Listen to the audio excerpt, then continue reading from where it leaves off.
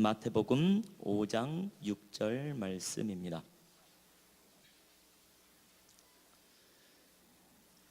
신약성경 6조 마태복음 5장 6절 한 구절 말씀이니까 우리 한 목소리로 다 같이 읽어보도록 하겠습니다. 다 함께 시작. 의에 줄이고 목마른 자는 복이 있나니 그들이 배부를 것임이요. 아멘. 오늘 제목이 좀 보면 기갈모이라는 말을 했습니다. 저게 오늘 읽은 우리 성경 말씀 그대로입니다. 기갈모이. 의에 줄이고 목마른 자는 복이 있나니 저희가 배부를 것이며 이렇게 되어 있습니다. 기는 기근 든다, 줄인다 이 말입니다. 갈은 목마르다 하는 겁니다. 모는 사모한다, 원한다 이런 뜻이겠죠. 의는 잘 아실 거고, 그리고 그러니까 의를 사모하는데 줄이고 목마른 자 같이 사모한다 이런 뜻입니다. 이 기갈모이라는 말을 한자로 이렇게 보통 많이 씁니다. 쓰기 때문에 특별히 오늘 말씀드릴 도산 안창호 선생이 이 마태복음 5장 6절에 이 말씀을 가지고 제목을 기갈모이라는 제목으로 학생들과 교회에서 설교를 많이 했습니다. 그래서 제가 말 그대로 그 어른이 딴 이름 그대로 기갈모이라는 말을 썼습니다. 제가 원고를 조금 작성을 해가지고 원고를 그대로 읽지는 않겠지만은 원고를 보아가면서 오늘 말씀을 좀 드리겠습니다. 우리나라 기독교사를 보면은 위대한 주님의 종들이 많이 있었습니다. 그리고 거기에는 여러 갈래의 그런 기독교인들이 보입니다. 우리가 잘 아는 가령 순교자 반열, 특히 신사참배를 반대하다 돌아가신 분들 많이 있지요. 잘 아는 우리 주기철 목사라든지 해방 이후에 순교한 손양원 목사라든지 역시 이 해방 전에 옥중에서 신사참배를 반대하다가 돌아간 최봉석 목사, 이분은 어떤 분이냐 하면은 1920년대에 예수천당, 근데 그의 전도의 요지는 예수천당만 외쳤던 분입니다.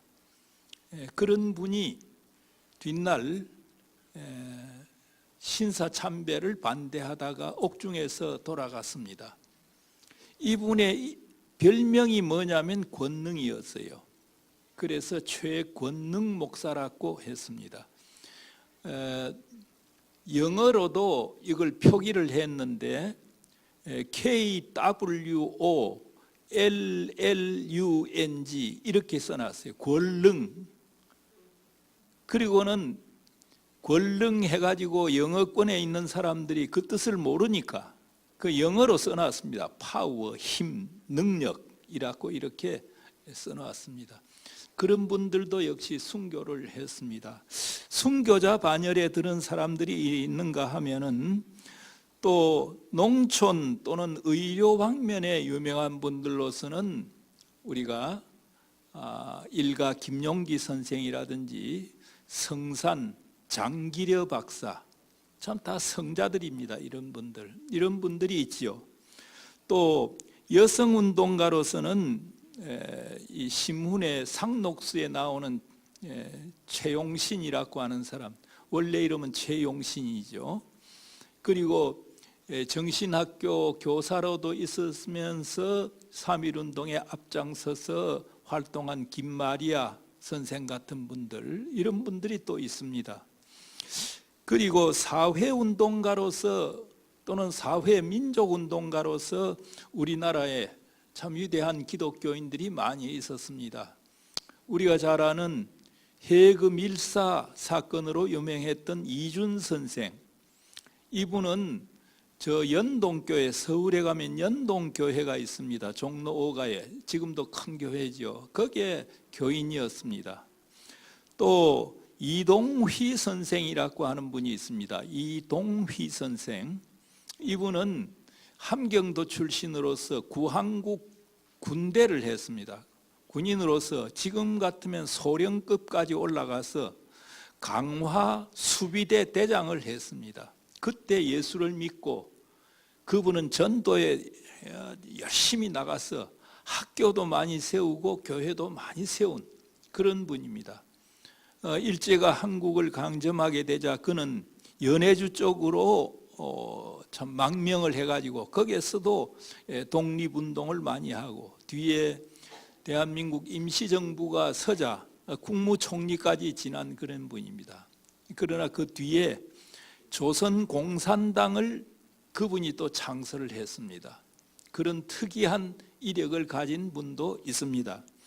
또 월남 이상재 선생, 구한국 시대의 관료로서 그 뒤에 YMCA 운동을 하고 일제도 이 이상재 선생에 대해서는 잘 범접을 못한 그런 어른이 있습니다. 또 이 고당 조만식 선생, 평양 산정현 교회 장로로서 그리고 오산 학교 교장을 지난 그런 분입니다. 평양 지역에서는 아주 대부 노릇을 했던 그런 분이죠. 그분이 해방 이후에는 여러 성도들이 월남을 하라 그랬지만은 북한에 있는 동포들과 교회를 두고 갈 수 없다 해가지고 있다가 결국 소련과 김일성에 의해서 희생됐던 그런 분이 있습니다. 또 우리가 잘 아는 백범 김구 선생, 이분은 역시 사회민족운동가로서 1876년생입니다. 1876년이 어떤 해냐 하면은 일본이 한국과 강화도 조약을, 국제 조약을 처음 맺은 해입니다. 그 해 그분이 탄생을 했습니다. 1894년에는 동학에 들어가서 소위 동학혁명이 일어났을 적에 황해도 지역에서 동학 대원들을 이끌고 해주성에 있는 일본군을 공격했던 그런 분입니다. 그러니까 우리 나이로는 19살 때 그렇게 했습니다. 그러다가 신계동에 들어가서 안중근의 아버지 안태훈이라는 사람을 만납니다. 그리고 안중근도 거기에서 그 동네에서 만납니다. 그러다가 그분은 1895년에 명성황후가 일본 사람에 의해서 죽었다 하는 소식을 듣고 이 원수를 갚아야 된다, 국모를 죽인 원수를 갚아야 된다 해가지고 대동강변에 치하포라고 하는 곳에서 일본 사람 상인인데 이 사람을 저녁에 보고 이 사람을 처단을 했습니다. 죽였습니다. 그리고는 외국인을 죽였으니까 인천 감옥에 들어갔고, 인천 감옥에 있을 적에 전국에 있는 뜻있는 사람들이 김구 선생, 그때 이름은 김창수라고 했습니다. 석방운동을 벌였어요. 그거 잘 안 되니까 김창수 자신이, 김구 선생이 자신이 탈옥을 했습니다. 탈옥을 해가지고 어디까지 갔느냐 하면 숨어서 공주 마곡사라고 하는 절에 들어갑니다. 절에서 자기 피신을 위해서 머리를 깎고 스님이 됐어요. 거기에서 지나 보니까 불교를 가지고서 도저히 나라를 구할 수가 없다 하는 생각이 들었습니다. 그래서 나중에 환속을 해요. 환속을 하고 황해도 지역에 돌아왔습니다. 돌아와서 가까이 있는 친구의 권유를 받고 1903년에 기독교에 들어왔습니다. 그때 보면은 기독교에 들어와 가지고 이분은 환등기가 어떻게 있었는지 백범일지에 보면은 환등기를 가지고 그 다음에 성경 말씀을 가지고 황해도 지역의 여러 곳을 다니면서 말씀을 전하고 애국심을 고취하는 그런 일들을 했습니다. 그러다가 1919년 3.1운동이 일어난 직후에 망명을 해서 신의주를 거쳐서 안동을 거쳐가지고 저 상해로 가서 상해 임시정부가 조직되자 거기에 경무국장, 요즘 우리로 말하면 치안본부장을 거기에 하게 됩니다. 그러니까 치안본부장부터 시작해가지고 1930년대에 가면은 임시정부의 지도자급으로 올라가고, 그 40년에 가면은 임시정부, 대한민국 임시정부 주석으로 대통령까지 돼가지고 한 4년간 지나다가 귀국을 했습니다. 이분도 1903년 이후에는 기독교인으로서 노력을 했습니다. 우리나라에 환국하고 난 뒤에, 돌아오고 난 뒤에도 정동교회라든지 이런 데에 자주 나갔던 그런 분입니다. 또 한 분, 남강 이승훈 선생, 이분은 오산학교를 세웠고, 오산학교 세우기 전에 평안북도 선천 지역에서 유기 그릇 있죠. 그 장사를 해가지고 거부가 됐던 분입니다. 그런데 일제가 들어오자 우리나라 돈과 일본 돈 그 차이가 나게 되고, 일본 돈이 한국을 거의 휩쓸다시피 되니까 쫄딱 망해버렸습니다. 망하고 난 뒤에 시리에 빠져 있을 적에 오늘 주인공인 도산 안창호 선생이 평양의 쾌재정이라고 하는 정자에서 일장의 연설을 하는 걸 듣고 마음을 고쳐서 교육사업에 뛰어들어 가지고 오산학교, 정주, 평안북도 정주에 오산학교를 세웠고, 많은 인재를 키움과 동시에 그는 한국 교회 지도자 겸 한국 사회 독립운동의 지도자로서 1919년 3.1운동의 33인 가운데 기독교를 대표한 사람이 16사람 중에서 기독교를 대표한 사람이 바로 남강 이승훈 선생이었습니다. 이런 민족 지도자가 나옵니다. 자, 그와 함께 나오는 것이 오늘 우리 주인공 도산 안창호 선생입니다. 도산 안창호 선생 이름을 모르는 분들이 여기에 없을 겁니다. 그러나 그분의 신앙이 어땠느냐, 그분의 행적이 어땠느냐 하는 건 아마 잘 모르실 것으로 생각합니다. 그래서 제가 오늘 특수한 사람 한 분, 오히려 목회를 해가 유명하고 순교를 해가 유명한 그런 한국인이 아니라 한민족을 위해서 민족의 사회 독립운동을 하다가 돌아가신 그 도산 안창호 선생의 신앙이 어땠는가 하는 것을 잠깐 제가 보도록 하겠습니다. 도산 안창호 선생은 1878년에 탄생을 했습니다. 해가지고 돌아가신 것이 1938년입니다. 만 60까지 살았던 그런 분입니다. 그런 분인데, 이분은 민족 지도자요 또 큰 스승으로서 알려져 있는 분입니다. 한말 일제하에 민족의 독립과 또 국권 회복 운동, 독립운동이죠. 독립운동을 위해서 애쓴 사람 가운데 제가 이분만큼 존경할 분이 없다 할 정도로 인품이 고상하고 또 신앙이 뚜렷했던 그런 분입니다. 그런데 그는 이러한 독립운동, 사회운동, 민족운동을 하기 전에 먼저 개인의 인격과 도덕의 고양을 아주 강조했던 분이고 실천했던 분입니다. 그가 일관되게 주장했던 것은 뭐냐? 힘이라고 했습니다. 의외지요, 여러분들. 힘이 있어야 된다. 그런데 그 힘은 뭐냐? 한말 일제하에 우리 사회를 개혁하는 그것도 힘이다. 그러니까 단순히 완력을 얘기하는 것이 아니죠. 그 다음에 독립운동을 한다, 국권 회복을 한다 할 적에 독립국가를 세우기 위해서도 힘이 필요하다. 힘. 그리고 사회를 개혁하기 위해서도 힘이 필요하다라고 그는 힘을 굉장히 강조를 했습니다. 그런데 그가 주장한 힘은 어떤 힘이냐? 정직의 힘입니다. 정직의 힘이요. 무실역행의 힘이요. 무실역행은 실제적인 일에 힘쓴다 하는 그런 뜻이 무실역행입니다. 그 무실역행과 거기에 성실성, 이게 바로 힘이다. 그리고 근부지런한 것, 이게 바로 힘이다라고 강조합니다. 그분이 강조하는 힘 가운데는 신독이란 말을 씁니다. 신은 삼갈 신자에다가 홀로 독자입니다. 홀로 있을 때를 삼간다 하는 겁니다. 우리 유교에서는 신독이라고 하는 걸 굉장히 강조합니다.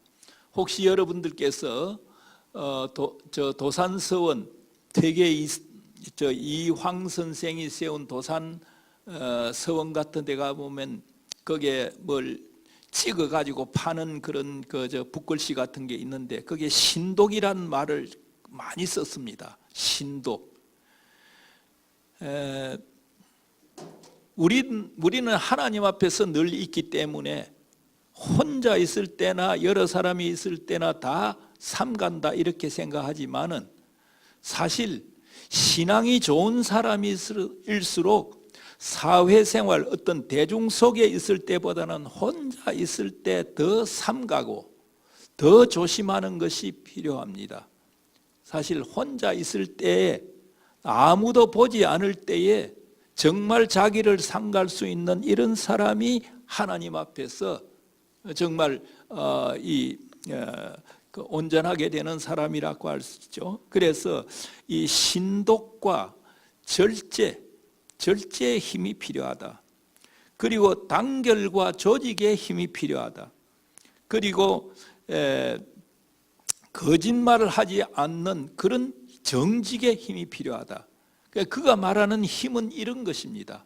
이런 힘을 가져야 나도 성장할 수 있고 나도 나를 이길 수 있고 그 다음에 우리나라와 우리 사회도 제대로 된 사회를 이룩할 수 있다고 주장한 게 바로 그것입니다. 도산 선생을 오늘 저녁에 제가 도산 안창호 선생을 얘기하는 그 이유 가운데 하나는 우리 대한민국이 상당히 국제적으로 많이 성숙을 했습니다. 그런데 21세기에 들어와서 우리나라가 성장하게 될수록 세계에 내놓을 만한 인물이 없어요. 세계에 누구를 내놓겠느냐? 세계를 상대로 해서 그 다음에 어깨를 맞출 수 있는 그런 사람이 누구냐라고 할 적에 저는 20세기에 살았던 도산 안창호 선생 같으면은 내놓을 수 있겠다. 이제 그런 생각을 하면서 또 그분이 크리스찬이기도 하기 때문에 오늘 저녁에 이 제목을 가지고 말씀을 드려보겠습니다. 그는 1878년생이라 그랬죠. 김구 선생보다는 2년 뒤 사람입니다. 그리고 혹시 어제 저녁에 보니까 저 단재 신채호 선생 집안 분도 계시던데 단재 선생이 1880년생입니다. 그러니까 이승만 박사가 1875년생이고 김구 선생이 76년생이고 78년 도산 안창호 선생, 80년 단재 신채호 선생 이렇게 언저리에 나신 분들이 많이 있습니다. 그는 18세 되던 1895년 그러니까 78년에서 보면은 우리 나이로 95년이 되면은 18세가 됩니다. 18세 되는 이때 서울로 올라옵니다. 올라와 가지고 선교사를 만나게 되고 그 다음에 언더우드가 세운 그 당시에는 교장이 밀러라고 하는 교장이 있는 구세학당, 우리 예수님을 구세주라고 하는데 세상을 구하는 이 말이죠. 구세학당이라고 하는 곳에 들어갔습니다. 거기에서 그는 기독교를 만나게 되었습니다. 그 뒤에 그는 이 기독교적 가치관과 신앙을 가지고 그의 온 일생을 그 신앙과 그 가치관을 가지고 행동했다고 할 수가 있습니다. 도산 선생을 어떻게 보았는가? 평가는 뒤에도 계속 나오고 그럽니다만은 먼저 여러분들에게 그의 제자들이 도산 선생을 어떻게 보았는지 그걸 제가 글 하나를 따가지고 먼저 말씀을 좀 드려보겠습니다. 목사님, 제가 어제 우리 교우님들하고 약속을 했는데 예수 선교전서 누가복음, 처음에 1882년에 나온 누가복음 처음 인쇄된 거 하고 1887년 예수 선교전서, 그러니까 그건 신약전서 전부입니다. 그 두 개를 제가 가져왔으니까 저 강의를 하는 동안에 이렇게 좀 패스해가지고 그 한번 이렇게 여러 교우님들께서 한 번씩 이렇게 봐주시면 좋겠습니다. 예.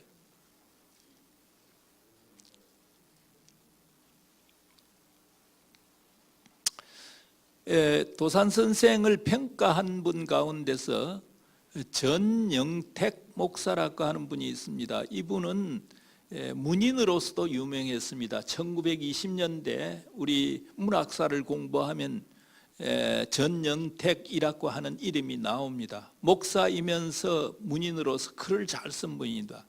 이분이 젊은 시절에 도산 선생의 가르침을 받았는데 그분이 도산 선생을 어떻게 평가했는가? 제가 좀 읽어보겠습니다. 선생은 20년 전 소년 시절부터 예수를 믿고 그리고 열심으로 전도를 했습니다. 그는 그 고향인 평안남도 강서군 송만리의 점진학교, 젊은 시절에 도산 선생이 점진학교라는 학교를 세웠습니다. 점진학교라는 학교를 세우고 새 교육을 힘쓰는 한편 교회를 세우고, 교회를 3개나 세우고 일심으로 전도를 하고 친히 설교를 하였습니다. 그는 조국을 위하여 일생을 바치는 것이 가장 하나님의 뜻을 충성스럽게 행하는 것이라고 믿었습니다. 사실 선생님의 시대에 우리 민족이 당한 처치와 풍전등화와 같이 위급한 운명으로 보아서 조국 독립을 위하여 일생을 바쳐 활동하는 것이 가장 바른 길이요 가장 큰 사명이라고 믿었던 것입니다. 그는 성경을 극히 사랑하고 애독했습니다. 특별히 의에 줄이고 목마른 자는 복이 있나니 저희가 배부를 것이요 라고 한 말씀이나 너희는 먼저 그의 나라와 그의 의를 구하라고 한 말씀을 깊이 사랑하셨습니다. 도산 선생이 그렇게 했다는 겁니다. 그리고 이것을 그의 좌우명으로 삼았습니다. 그리고 사람이 거듭나지 아니하면 하나님 나라를 볼 수 없느니라고 한 예수님의 말씀은 그의 민족 지도 이념의 근본 사상이 되었던 것입니다. 한국 사람은 정치가나 교육가나 종교가나 문학자가 되기 전에 먼저 하나님 앞에 옳은 사람이 되어야 한다는 것이 그의 철저한 신념이었습니다. 그래서 그가 친히 성경을 애독하면서 청년들에게도 읽기를 권했습니다. 선생은 우리 2천만 동포가 모두 손에 신약 전서를 한 권씩을 가지는 날에는 우리에게 희망이 있다고 외친 일이 있습니다. 그는 기도의 사람이었습니다. 나라를 위하여 밤을 밝히면서 근심을 하고 회개를 하면서도 신앙과 희망을 가지고 기도로서 하나님께 간구하였습니다. 이 기도의 정신과 성경의 교훈은 그의 평생의 나라를 위한 활동을 지배했던 것입니다. 도산 선생은 애국자요 민족운동가이었으나 종교가는 아니다라고 하겠습니다. 판에 박힌 소위 종교가는 아니라 하더라도 그 정신과 그 생애로 보아서 또 종교가라고 보아도 잘못은 아니라 하겠습니다. 그 어른은, 도산 선생은 철두철미 자기 부정의 생활을 하였고 살을 떠나서, 사사로운 것을 떠나서 오직 공을 위해서만, 공번된 것, 이것을 위해서만 살았으니 이는 곧 예수 그리스도의 자기 부정의 정신, 남을 위하여 자기를 버리는 높은 자기 희생의 정신을 배워서 우러나온 것이라고 하겠습니다. 그 앞뒤에 더 이분이 쓴 글이 있습니다만은 여기까지만 인용을 하겠습니다. 아까 말씀드린 대로 그런 1878년 11월 9일 평안남도 강서군에서 출생을 했고요. 1894년까지 서당에 출입을 했습니다. 그러다가 청일전쟁, 그게 1894년이죠. 청일전쟁 후에 1895년에 서울에 와서 언더우드가 세운 예수교 학당, 아까 구세학당이라 그랬죠. 그 이름이 여러 번 바뀝니다. 여러 번 바뀌기 때문에 학당에서 3년간 공부를 했습니다. 그때 그 학당장, 교장이죠. 교장이 누구냐면 밀러라고 하는 사람이, 민로아라고 하는 분이었습니다. 이 민로아가 거리에 나와서 서툰 한국말로 전도를 했습니다. 그게 신기해가지고 그분의 이야기를 듣다가 그분이 경영하는 학교에 가서 공부를 하게 되었다는 것입니다. 그 당시에 그 학교에는 한국인 교사도 있었습니다. 정동명이라고 하는 분과 송순명이라고 하는 분, 뒷날 다 세문안교회, 송순명은 장로까지 되었던 그런 분이고, 이분들은 우리 성경을 한글로 번역하는데 큰 도움을 주었던 한국인들입니다. 이분들의 그 뒤에 전도를 다시 받고 확실하게 예수교에 입교하게 되었습니다. 그런데 그 학교 교장인 밀러가 도산 선생을, 어린 젊은 도산 선생을 쭉 관찰을 했습니다. 관찰하고 난 뒤에 이런 얘기를 글에다가 썼습니다. 평양에서 온 안창호는 전에 있던 접장, 영길이라고 하는 접장, 접장이라고 하는 것은 서당 같은 데서 가르치는 사람을 접장이라 그러죠. 그런데 이 밀러 학교에서는 이 서양식 제도를 썼습니다. 서양에 가면은 교수는 아니고 학생들과 함께 학생들을 지도하는 튜터라고 하는 제도가 있습니다. 숙제도 봐주고 토론도 하고, 교수는 아니에요. 그걸 민로아는 안창호를 접장이라고 했습니다. 처음에 학생으로 들어와서 학생 졸업하고 난 뒤에 아이들을 돌봐주는 튜터 역할을 하는데 이걸 접장이라고 했습니다. 이 전에 있던 영길이라고 하는 접장보다 훨씬 훌륭하다. 실제로 학당은 평양에서 온 이 소년의 열정과, 안창호를 말합니다. 열정과 활력 덕분에 새로운 단체가 된 것 같다. 안창호는 자기 주위에서 가장 훌륭한 학생들을 끌어모아 열정과 활력을 불어넣고자 노력하고 있다. 이렇게 안창호를 평가했습니다. 뒤에 안창호가 이제 유학하고자 할 적에 이 밀러 선생이 그 유학하기 전날 결혼 주례해주고 그 다음에 유학하는데 도움을 주었던 그런 분입니다. 여기서 배운 것은 신식, 산술, 지리, 음악, 생물 등의 근대적 학문이었습니다. 그리고 그곳에서는 양계초, 중국 근대 아주 유명한 학자입니다. 이분이 쓴 은빙실 문집이라고 하는 책이 있습니다.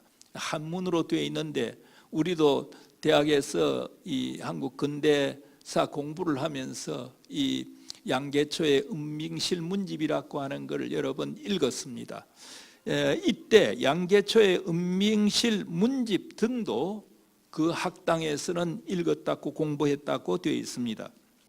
그러니까 도산 선생의 학력은 어떤가? 오늘날 우리가 같이 대학원 박사가 된 분 아닙니다. 그런 걸 가지고 민족 지도자가 된 것이 아닙니다. 그분이 학력은 어떠냐? 서울에 있는 이 구세학당 졸업했습니다. 그리고 나중에 유학을 가는데 유학을 가기 위해서 지금 공부도 하고 그랬지만은 샌프란시스코의 공립소학교에 갔습니다. 거기에 가서 중학교도 가지 못했어요. 공립소학교. 그리고 나중에 LA로 내려와서 기독교가 경영하는 신학 강습소가 있는데 거기에 몇 달 다녔습니다. 저희가 조사한 바로는 도산 선생의 학력은 그것뿐입니다. 중학교도 옳게 가지 않았고 대학은 물론이고 그런데도 이런 민족 지도자가 될 수 있었다 하는 게 저희들로서는 정말 놀라운 일이 아닐 수가 없습니다. 그의 학문과 사상, 끈질긴 민족운동의 힘은 그러면 어디에서 나왔겠느냐? 학력이 이 정도밖에 안 되는데 그 학문과 사상, 끈질긴 민족운동의 힘, 이건 어디에서 나왔는가? 이걸 보자면은 역시 우리가 오늘 얘기하는 도산의 신앙, 기독교 신앙에 의존하는 수밖에 없다는 것입니다. 도산이 여기서 서울에서 예수를 믿고 난 뒤에 나중에 이제 평양으로 갑니다. 평양 가서 아까 얘기한 대로 전도를 해가지고 교회도 세우고 학교도 세웠다고 되어 있습니다. 그 어간에 평양 지역에서 활동한 것을 당시 언더우드가 경영하는 그리스도 신문이라고 하는 신문이 있어 장로교 신문입니다.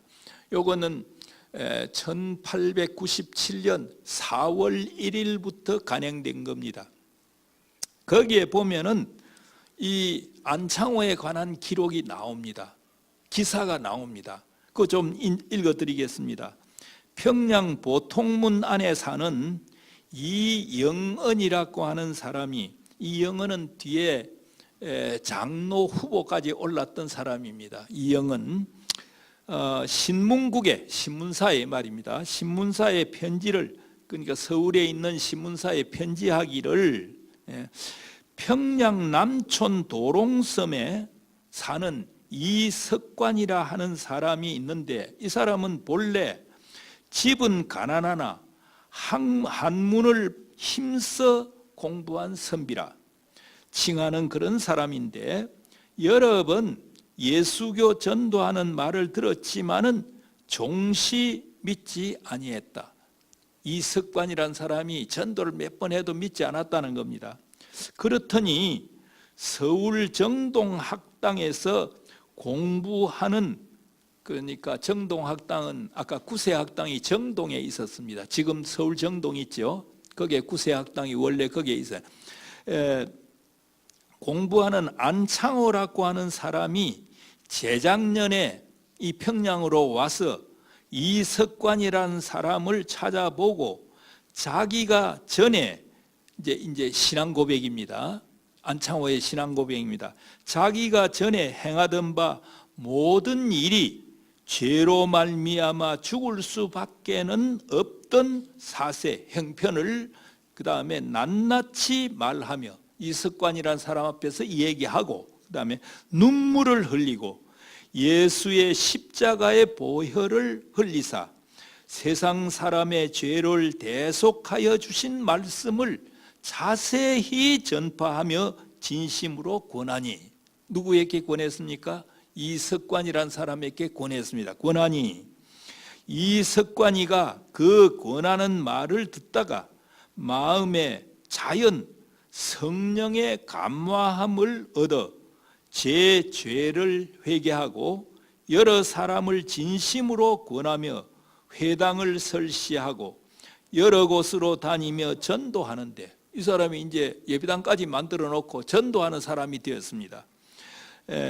득에 치라고 하는 동리에도 예배당을 만들고, 또 두 곳 교회가 60여 명이, 그러니까 아까 말한 도롱섬하고 득에 치라고 하는 두 곳의 회당이 있는데, 여기에 두 곳 교우가 60여 명이 되는데, 일심으로 상주를, 위에 있는 주님, 우리 하나님을 상주라고도 했습니다.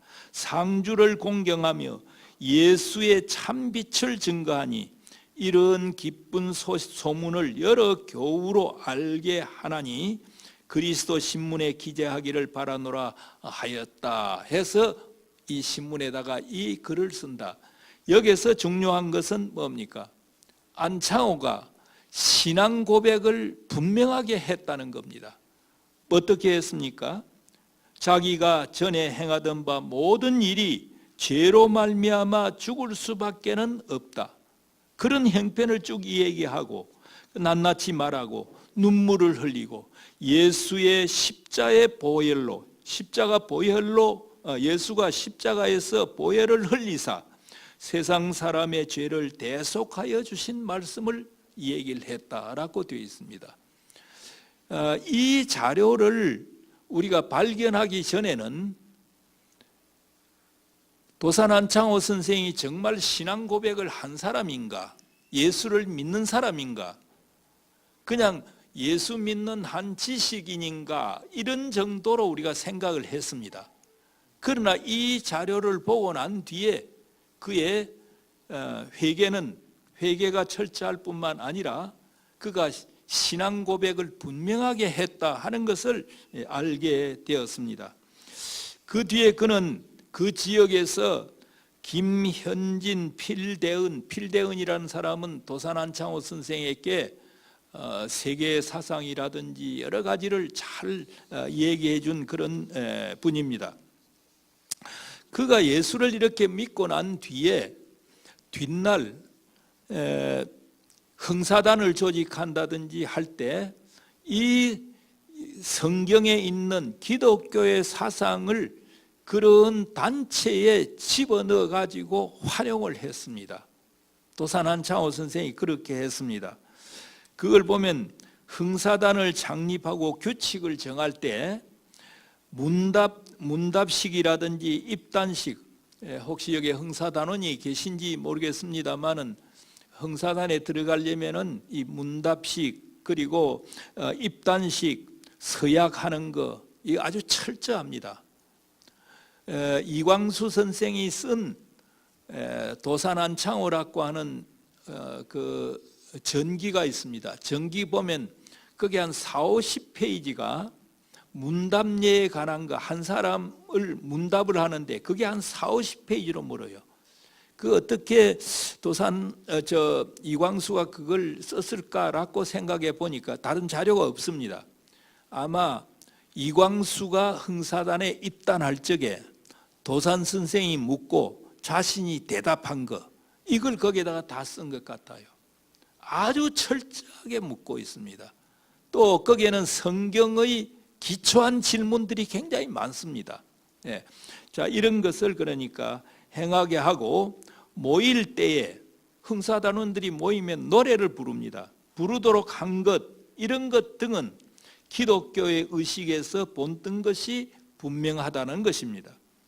도산이 사랑의 세계를 말하고 뒤에 보면은 사랑을 굉장히 강조하는데 이 사랑의 세계를 말하고 자유와 인권을 존중하며 동포간의 무저항주의를 주장한 것 등은 기독교 사상의 영향임을 알 수가 있다. 이건 도산 전설을 쓴 주요한 선생이라고 한 분이 이런 표현을 하고 있습니다.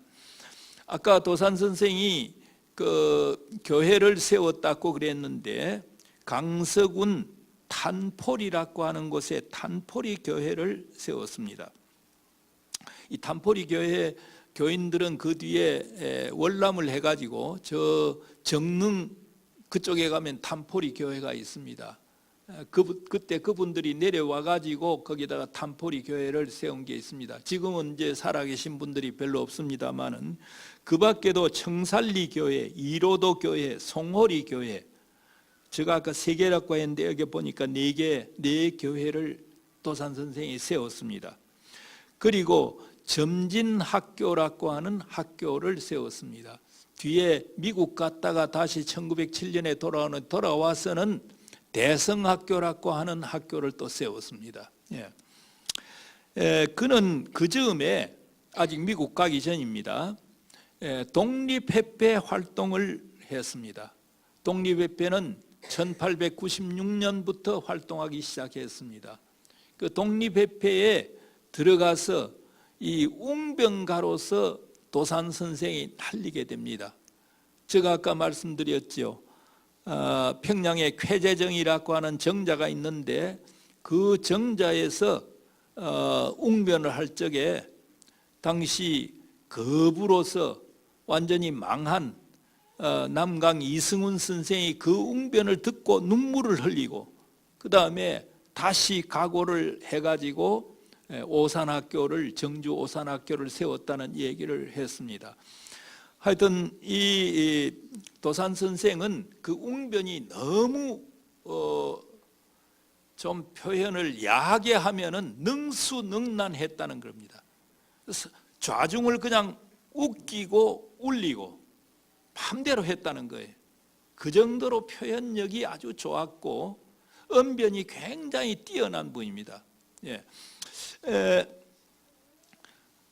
그 다음에 그 독립협회 활동을 하면서 이제 서재필이라고 하는 사람 독립협회를 세우는데 그 서재필이 이 사람 똑똑한 사람이다 생각을 하고 그 사람을 데리다가 도산 안창호를 데리다가 내가 당신을 미국 캘리포니아에 가서 사업을 하도록 내가 좀 알선을 해줄 테니까 할 수 있겠는가 이러니까 거절을 했다 그래요. 자기 뜻은 지금 거기에 공부하러 가는 것은 몰라도 사업을 하러 가는 것은 원치 않았다는 그런 얘기가 되겠습니다. 그는 아까 말한 그러니까 밀러라고 하는 선교사의 도움을 받아가지고 미국 유학하는 길이 열리게 되었습니다. 그래서 1902년에 서울에 와서 9월 3일에 제중원은 지금 오늘날 세브란스 병원으로 발전한 겁니다. 제중원에서 밀러 목사의 주례로 결혼을 하고 그 이튿날 유학길에 그러니까 미국에 그 가는 배를 타게 그렇게 되었습니다. 유학 목적은 교육학을 연구하고 국내 교육 사업에 종사하며 그다음 기독교의 깊은 진리를 연구하고자 하는 것이다. 깊은 진리를 연구하고자 하는 것까지 이렇게 들어가 있습니다. 그런데 미국에 내려서는 아주 끼니조차 이 해결 못하는 그 어려움이 그러니까 신혼 살림이 그 결혼한 지 그 이튿날 배 타고 갔으니까 미국에 내려가지고 이 말이 아니었습니다. 마침 그때 이민국 의사로 있는 다울이라고 하는 사람, 그러니까 의사인데 이제 이 이민을 오면은 사람들 이제 검역을 할 거 아닙니까? 그때 다울이라고 하는 의사가 한국을 다녀온 적이 있어요. 그래서 도산에 대해서 신체 검사도 하고 이렇게 하면서 이제 몇 개 물어보고 하는 동안에 동정이 생겨가지고 이 사람의 알선에 의해서 미국인 가정에 고용돼 가지고 일을 하게 되었습니다. 그러는 동안에 샌프란시스코입니다. 나가 보니까 샌프란시스코에 한 번씩 나가 보니까 한국인들이 생활을 하는데 형편이 없었습니다. 우리나라에서 하와이 이민이 1902년에 처음 시작이 됩니다. 2년에. 그래서 계약 기간이 하와이에서 계약 기간이 끝나면은 미국 본토로 갈 수가 있었습니다. 도산 선생도 1902년에 그 했지만은 몇 년 지나고 난 뒤에 1904년 5년 되면은 이제 시내 나와서 동포들이 어떻게 사는가 하는 걸 이제 볼 수 있게 그렇게 되었습니다. 자, 이때 그는 한국인들이 이렇게 싸움하고 그 다음에 조금 뭐 깨끗하지 못한 그런 생활을 한다든지 이렇게 하는 걸 보고 그 연민의 마음이 들어가지고 이렇게 해서는 안 되겠다 생각하고 이 동포들을 모으고 이 조직화를 시작했습니다. 그러니까 친목 단체를 처음에 만들었습니다. 이걸 1905년에 가면은 공립협회라고 하는 걸 만듭니다. 그러니까 동포들 단체를 만들어 가지고 서로 돕고 또 좋지 않은 일 할 적에는 서로 경계하는 이런 단체를 만들었습니다. 그런 데서부터 시작해서 한인들의 생활 자체가 변화하기 시작했습니다. 미국 사람들이 그 당시에 이제 한국인들을 두고 하는 평가입니다. 이런 게 있습니다. 당신네 한인들의 생활이 일변하였소. 변했다 이 말이에요. 위대한 지도자 없이는 이렇게 될 수 없는 것이요. 이렇게 함으로 한인들은 안창호라는 사람이 와서 지난 1년 동안 우리를 지도했다고 대답을 했다고 했다. 그 미국인의 가주는 그러니까 집을 세를 주는 가주입니다. 집의 주인 가주는 도산을 극구 찬양하고 도산 선생을 극구 찬양하고 도산의 공적에 감사하는 뜻을 표하기 위해서 조처가 나옵니다. 자기 집에 자기 가옥에 거주하는 한인의 집세를 매년 1개월분씩 감하겠다 하는 약속을 합니다. 또 도산이 한인을 지도하기에 사용할 회관 하나를 임대가 아니라 빌려 주었습니다. 무료로 제공할 것을 자청을 했습니다. 그래서 얻은 집이 한인의 최초의 회관이 되었고 그게 샌프란시스코에서 최초의 예수교회당이 되었다고 합니다. 그는 그 뒤에 로스앤젤레스로 내려갔습니다. 로스앤젤레스는 더 한인들이 많았습니다. 그 로스앤젤레스 근처, 로스앤젤레스는 해변으로 되어 있고 해변에서 좀 더 내륙으로 들어가면은 그 강가는 아닌데 강은 제가 못 봤습니다. 리버사이드라고 도시가 있습니다. 그러니까 로스앤젤레스는 완전히 해변이고 해변에서 육지 쪽으로 좀 더 들어가면 리버사이드 아마 무슨 거기 강이 있기 때문에 그렇겠죠. 거기에 리버사이드라는 말이 우리나라에도 뭐 저 한강변에 리버사이드 호텔이니 이런 거 굉장히 많죠. 리버사이드. 예. 이 리버사이드 동리에 가서 18사람의 한인 노동자들이 모여가지고 공립협회를 다시 지회를 그렇게 조직하게 되었습니다. 그 회원들이 35명으로 늘었습니다. 이 도사는 이 회원들을 교회에 보내기 위해서 근방에 있는 근처에 있는 예배당들을 찾아다니면서 목사의 선을 보았다고 합니다. 이 목사님이 지도해 줄 수 있는 분인가 아닌가 하는 것 선을 보고 그다음 그 중에서 가장 마음에 드는 목사가 있는 장로교 신령회라고 하는 교회에 이 동포들을 다니도록 이렇게 알선을 했습니다. 그리고 목사한테 캠프에 와서 야학을 봉사적으로 가르쳐 달라 이렇게 요구도 했다고 했습니다. 그러니까 그 주일날에 그 목사가 설교 끝에 지원자를 나서라고 했는데 11명이나 자원에 나서서 한인들을 돌보게 되었다라고 말합니다. 그리고 11명 다 필요 없으니까 도산 선생이 교사 11명을 미국 사람 11사람을 두고 선을 보아가지고 거기서 괜찮겠다 하는 사람을 가르치도록 했다 이렇게 하고 있습니다.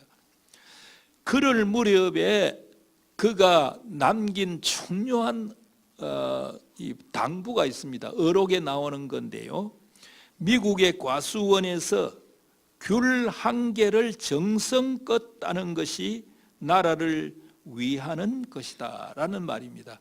흔히 여러분들 보시면은 도산 선생이 귤밭에서 이 모자 쓰고 그 다음에 바지 같은 거는 좀 땅꼬 바지 같은 거 그런 거 입고 그 다음에 귤을 따 담는 그 뭡니까 바구니 같은 거 옆에 끼고 귤밭에 있는 거 봤을 겁니다. 그때 이 얘기가 되겠습니다.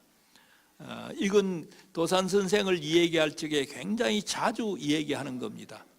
그러니까 도산 선생은 어려운 말로 사람을 가르치지 않아요. 쉬운 말로 당신들이 과수원에서 귤 한 개를 정성껏 따는 것이 나라를 위하는 것이다 라고 이렇게 했습니다. 자, 이렇게 되니까 농장 수입이 증가가 됩니다. 성실하게 일을 하게 되니까. 그래서 한인 노동자들에 대한 신뢰를 높이게 되고 미국인들이 한인 노동자를 고용하고 기념품을 나눠 준다든지 그런 일을 하게 되었습니다. 자, 몇 년간 그렇게 하는데 본국 사정을 들어보니까 본국에서는 벌써 일제의 침략이라 할까 이게 아주 노골화되고 있었습니다. 1904년에 노일전쟁이 일어났습니다. 노일전쟁이 일어나가지고 1905년이 되면은 여러 가지로 러시아가 불리하게 되지요. 그 대련에 가면은 여순 대련 가면은 203고지가 있습니다. 거기에 러시아의 아주 포병 부대가 지키고 있습니다. 그 곳은 어떤 곳이냐면 거기에서 보면은 저 요동반도 뒤에 오는 바레만의 모든 배들을 다 거기에서 조망할 수가 있습니다. 거기에서 쏘면은 모든 배를 다 제어할 수 있는. 그러니까 일본은 그 203 고지라고 하는 것을 탈취하기 위해서 한 2만 명 이상 병력을 죽입니다. 그 싸움에서 일본이 이겼습니다. 거기에다가 그해 5월에는 1905년 5월에는 대마 해협에서 소위 그 발틱 함대, 러시아의 발틱 함대를 완전히 박살을 내버렸습니다. 일본이. 그러고 나니까 이제 러시아가 손을 들게 되는 거예요. 손을 들게 되는데 손을 들기 그 전후해 가지고 미국 대통령 루즈벨트라고 하는 분, 이 루즈벨트가 미국 역사상 두 사람이 대통령이 있는데 하나는 그 당시에 루즈벨트는 세오도아 루즈벨트라고 하고 1930년대 말에서 40년 2차 대전을 할 때 루즈벨트 대통령은 프랭클린 루즈벨트라 그럽니다. 세오도아 루즈벨트 대통령이 중간에 서가지고 그다음 일본과 러시아 사이에 소위 포스머스라고 하는 그 항구를 중심으로 해서 조약을 맺도록 했습니다. 여러분들이 보스턴이나 이런 데 가면 보스턴에서 얼마 떨어지지 않은 곳에 포스머스라고 하는 어항 비슷한 건데 항구가 있습니다. 제가 몇 년 전에 가봤을 적에는 그게 러시아와 일본이 소위 노일전쟁 회담을 위해서 포스머스 조약을 맺었던 그 호텔이 그냥 있는 걸 보았습니다. 여행을 하실 적에 혹시 그런 걸 좀 가지고 보시면은 좀 재미가 있습니다. 이럴 즈음에 미국은 1905년 7월에 미국의 테프트라고 하는 육군 장관이 일본에 와서 일본 수상 가츠라 수상하고 조약을 맺습니다. 밀약을 맺었습니다. 그 가츠라 테프트 밀약이라 그러죠.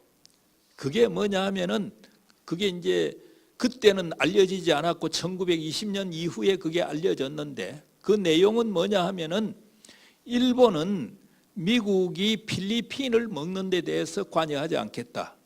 그 대신 미국도 일본이 한국을 먹는 데 대해서 관여하지 않겠다. 이런 내밀한 조약입니다.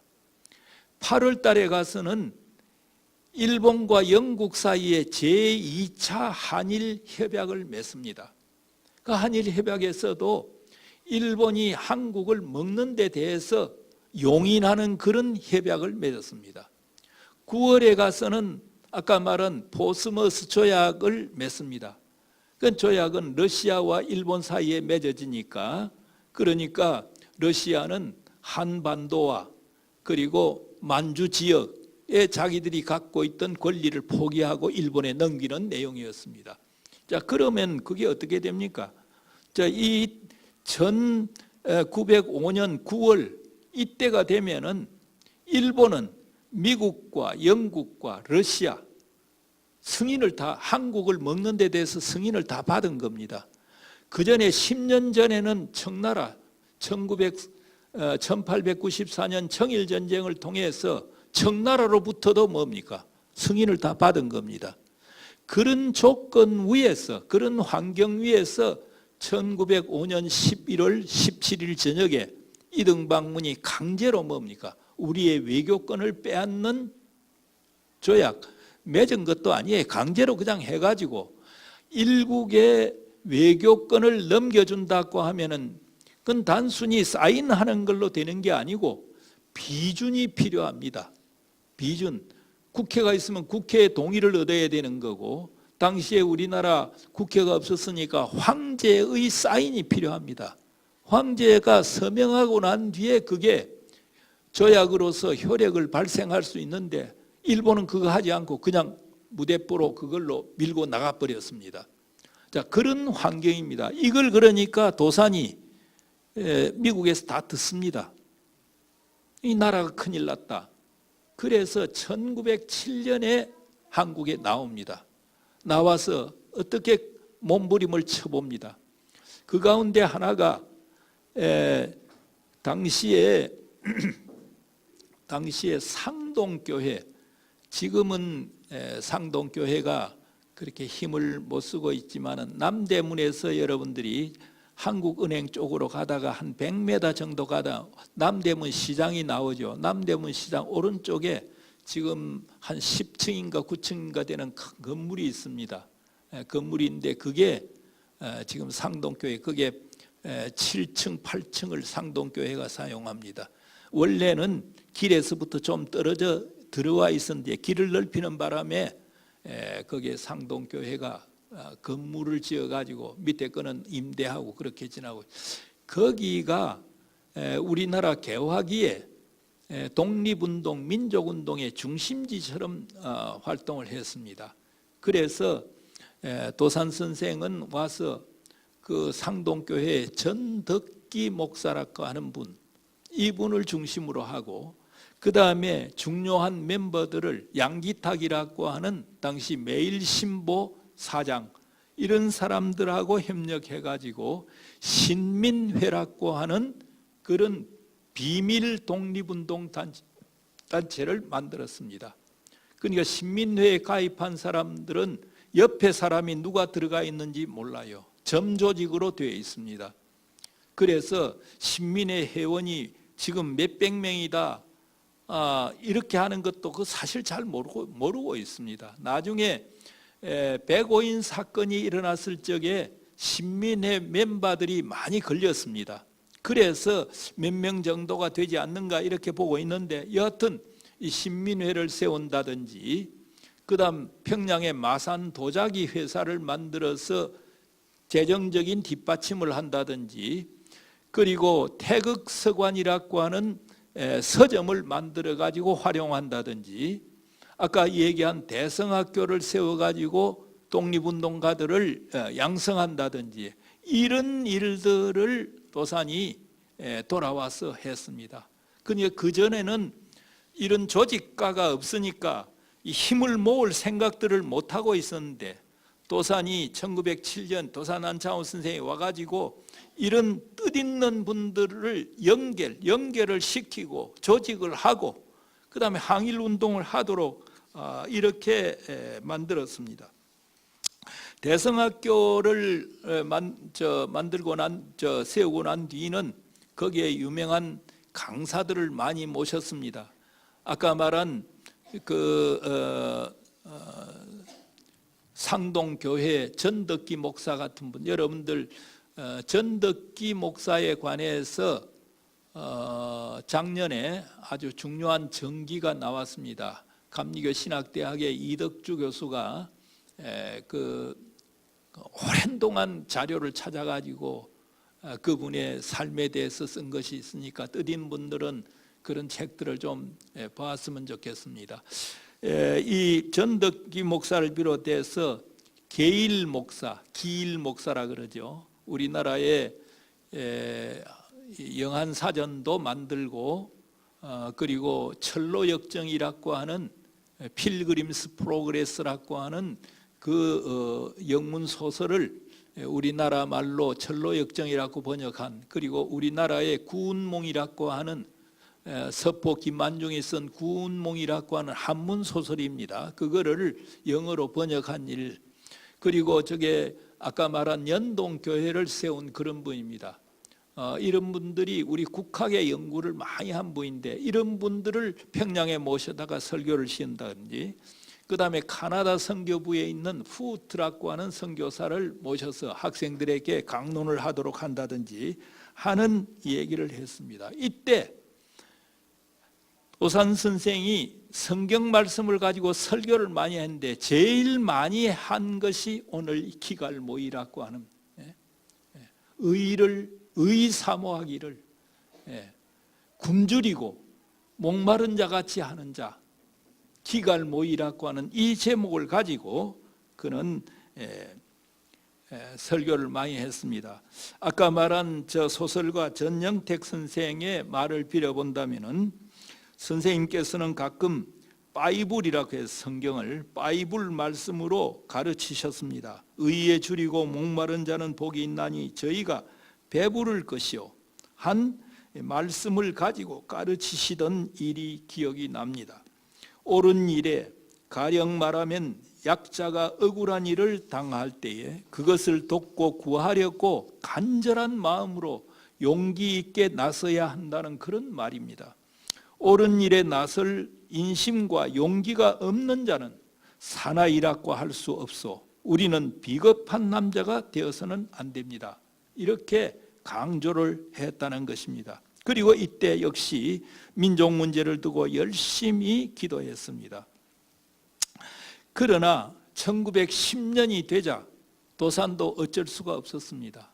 그래서 10년 8월 29일이 되기 전에 망명길에 오르게 됩니다. 이때 망명한 사람들이 많습니다.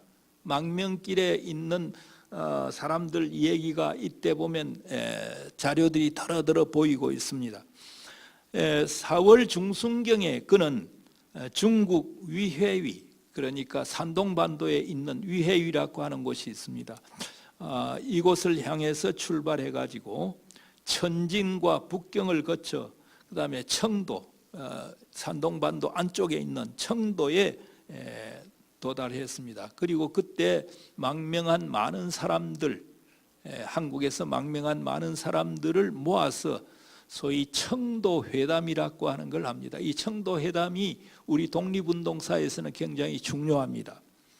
그리고 그는 상해를 거쳐서 그 다음에 산동반도의 연태, 그리고 남쪽으로 내려와 가지고 한반도를 거슬러 올라가서 동해안으로 가서 블라디보스톡, 그리고 독립운동을 이제 나라 밖에서 전개하기 시작했습니다. 이때 니콜리스크라고 하는 곳, 니콜리스크는 연해주 중심부에 있습니다. 블라디보스톡에서 서북쪽으로 좀 올라가면 있는 곳입니다. 여기에서 전도를 하던 우리나라 평양신학교 출신의 최관hl 목사가 있습니다. 이분을 만나서 국민회를 확장하고 기독교를 전도하는 일, 독립운동에 관한 논의를 했다고 되어 있습니다. 그는 11년 5월에 블라디보스톡에서 기차를 타고 이제 치타, 이르크츠크, 페테스부르크, 그 다음에 베를린, 런던, 글래스고를 거쳐서 9월에 뉴욕으로 도착하게 되었습니다. 뉴욕에 도착해서 자기 가족들이 있는 LA까지 오는데 여러 한인 교회들을 만나면서 격려를 하기 시작했습니다.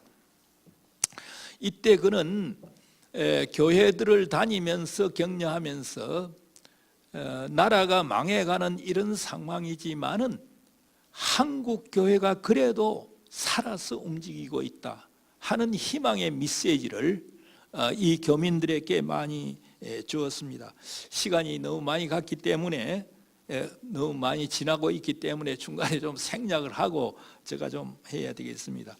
자, 이렇게 두 번째 미국에 갔을 적에 그는 나라 독립을 위해서는 개인이 이렇게 움직여서 소소한 조직을 통해서는 이건 안 될 것 같다.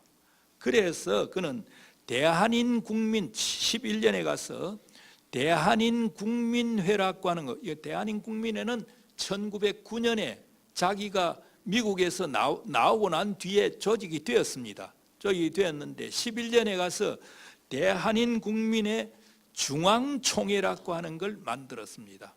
중앙총회. 대한인 국민회가 이곳저곳 산발적으로 있었는데 중앙총회를 만들고 중앙총회장에 자기가 들어갔습니다. 그리고 북미 지방총회를 만들고 여러 지방총회를 많이 만들게 되었습니다. 그 중에 하나가 극동총회도 만듭니다. 멕시코, 하와이 하면서 많이 만들게 되었습니다.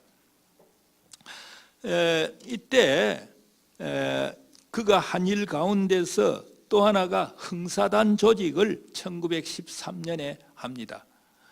기독교 정신과 독립 정신을 아울러 가지고 이제 흥사단 조직을 하게 되었습니다. 죄송합니다.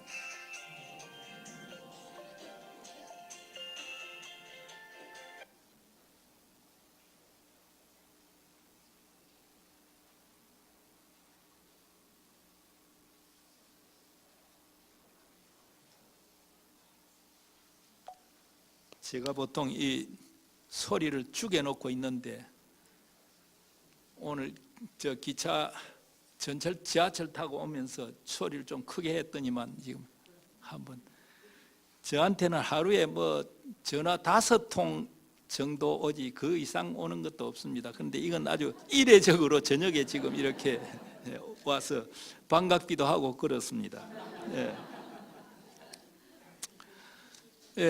그런데 여기서 말하는 대한인 국민회의라고 하는 게 굉장히 중요한 역할을 합니다. 독립운동사에서 보면은 그냥 놓치기 쉬운 그런 것인데 대한인 국민회의가 미국으로부터 어떤 인정을 받느냐 하면 이제 1910년에는 뭐 대한제국이 없어졌습니다. 그러면 대한제국에서 사용하던 모든 외교관계는 일본에서 합니다. 그러니까 일본 영사관이나 일본 총영사 이게 로스안젤레스나 어디 샌프란시스코나 거기서 다 대행해주게 되어 있습니다. 그런데 한국인들도 교섭하고 미국 사람들도 동정을 했는지는 모르지만은 이 영사 업무를 그러니까 일본 사람에게 맡기지 않고 조선 사람에 관한 것은 이 대한인국민회를 통해서 하겠다 이렇게 됩니다. 그러니까 일종의 대한제국의 주권을 제한적이지만은 인정하는 것이 됩니다. 이게 쭉 계속이 되다가 1919년 4월 11일 나중에 가면은 나옵니다. 대한민국을 만들고 대한민국 임시정부를 설치합니다. 그래서 독립운동을 하는 사람들은 이런 주장을 하는 사람들도 있어요. 그 당시에도 박용만이라고 하는 분, 독립운동에서 이 무력투쟁을 강조한 박용만이라고 하는 분이 있었습니다. 이분도 그런 얘기를 했어요. 대한제국이 망했지만은 그 주권은 대한인 국민회를 통해서 계승이 됐다. 그리고 대한인 국민회는 나중에 대한민국 임시정부로 간다. 이렇게까지 주장한 사람도 있습니다. 여하튼 대한인 국민회 중앙총회장을 맡고 그 다음에 흥사단을 1913년에 조직을 했습니다. 아무래도 독립운동을 하려면 장기 계획을 세워야 되고 젊은 청년들을 모아가지고 정신을 함양시키지 않으면 안 된다 하는 것 때문에 그렇습니다. 흥사단은 아까도 말했지만은 이 문답식과 입단식, 서양례 이럴 때 노래도 부르고 그 다음에 흥사단 문답 때 기도도 했습니다. 그리고 흥사단 문답 내용을 보면은 기독교와 관련된 문답이 굉장히 많습니다. 흥사단 조직을 통해서 그들은 기독교 정신과 애국 정신, 민족 정신을 규합시키려고 노력했던 것이 있습니다.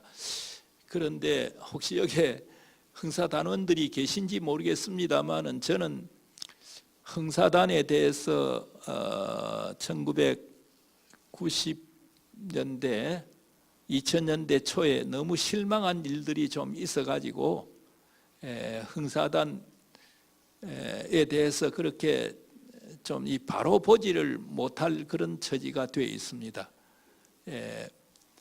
LA에 있는 그 교회가 하나 있는데 그 교회를 좀 이리 수리하고 재건하려고 한 거기가 그러니까 대한인국민회 북미 지역 총회가 있었던 그 장소입니다.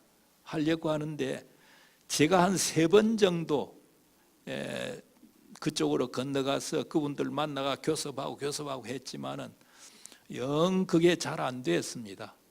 그분들이 주장하는 거하고 제가 가져간 미션하고 너무 맞지 않아 가지고 실망을 한 적이 있기 때문에 그때부터는 흥사단에 대해서는 제가 조금 바로 잘 보질 않고 있습니다. 여러분들은 그렇게 하지 않았으면 좋겠습니다만은 자 이렇게 활동을 하는 동안에 그러니까 대한인국민회와 흥사단 활동을 하는 동안에 3.1운동이 일어났다는 소식을 들었습니다. 그래서 3.1운동 정신을 고양해야 된다 하는 연설을 이제 샌프란시스코 그 다음에 이 LA 등지에서 하고 난 뒤에 교민들로부터 이 헌금을 받았습니다. 모금을 해가지고 약 6,000달러 모금을 해가지고 그 다음 4월 11일 조직된 대한민국 임시정부 거기에 이분이 내무총장으로 임명을 받았습니다. 그래서 그 임무를 수행하기 위해서 중국으로 상해로 오게 되었습니다. 그때 그는 동포들에게 말합니다. 이 독립운동 이건 하나님의 지휘 명령 아래서 해야 된다 하는 걸 강조하면서 떠나오게 그렇게 되었습니다. 하여튼 4월 1일에 뉴욕을 출발해 가지고 6,000달러를 휴대한 채 보좌관 정인과 목사 이분은 뒷날 일제 말기에 변절을 해버린 사람입니다. 그리고 황진남이라고 하는 통역관을 데리고 왔습니다. 5월 25일에 상해에 도착해 가지고 예수교회당을 중심으로 해서 상해 재류 친목회라든지 그 다음에 연설회를 하면서 그 다음 이 대한민국 조직에 앞장서게 됩니다. 임시정부와 관련해서는 1900 전에 물론 신한청년당의 활동이 있습니다만은 그건 제가 여기서 설명을 더 하지 않겠습니다. 1919년 4월 10일 날 상해 프랑스 조계 내에 29명의 한인 대표들이 모였습니다. 그 대표들은 한국의 13도를 대표하는 그런 29명이 모였습니다. 모여가지고 이 회의 이름을 뭘로 할 것인가? 그래서 임시의정원이라고 하자 이렇게 했습니다. 그리고 밤새도록 토론을 했습니다. 토론을 하고 그 이튿날 4월 11일 날 국호를 대한민국으로 한다 하는 걸 정했습니다. 그 나라를 세웠다는 얘기입니다. 그리고 나라를 세웠으니까 헌법이 필요합니다. 그래서 임시헌장 10개조를 만듭니다. 10개조. 그게 제1조가 뭐냐 하면은 대한민국은 민주공화제로 함 이렇게 되어 있습니다. 이거는 중국에 있을 때 4번 개헌을 하는데 제1조는 변함이 없었습니다. 그리고 그것이 1948년 재헌헌법을 만들 적에 그게 그대로 이전이 됩니다. 돼가지고 대한민국은 민주공화국이다. 제1조, 지금 현재 1조 그대로 되어 있습니다. 여하튼 이렇게 임시헌장까지 만들었습니다. 이걸 우리가 조금 더 생각하자면은 대한민국을 세운다는 것이 그날 하루 만에 이루어진 것이 아닙니다.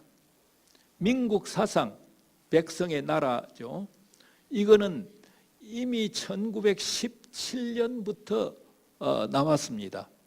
나와서 당시에 대동국민선언이라고 하는 그 선언에 보면은 독립운동가들이 선언을 했습니다. 거기에 보면은 1910년 8월 29일 순종 황제가 주권을 버린 것, 내버린 것, 포기한 것, 이것은 단순히 포기한 것이 아니라 이건 국민들에게, 민중들에게, 백성에게 이양한 것이다 하는 생각을 합니다.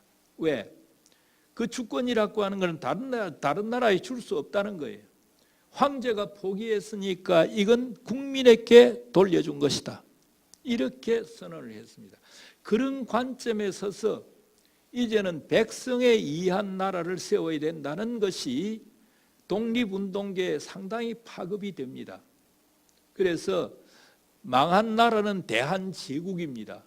그리고 세우려고 한 것은 대한민국이 되었습니다. 3.1운동 때 많은 사람들이 독립을 선언했습니다. 독립을 청원한 것이 아니라 선언을 했습니다.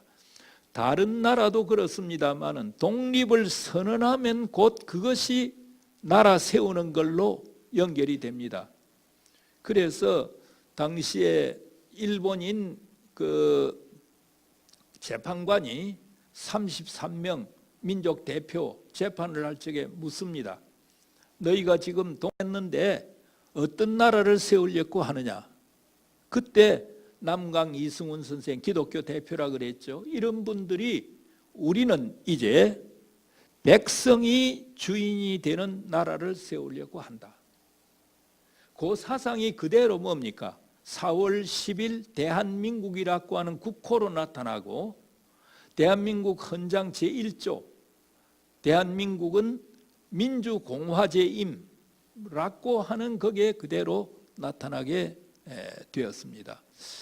이렇게 그 임시정부가 세워지고 나라를 세웠으니까 나라를 이끌기 위해서 정부가 필요하지 않습니까? 그런데 그게 한반도가 당시에 일제가 강점하고 있으니까 여기에다가 정부를 세워야 되는데 여기에 정부를 세울 형편이 안 되니까 뭡니까? 해외에다가 정부를 세우고 임시정부라고 한 겁니다.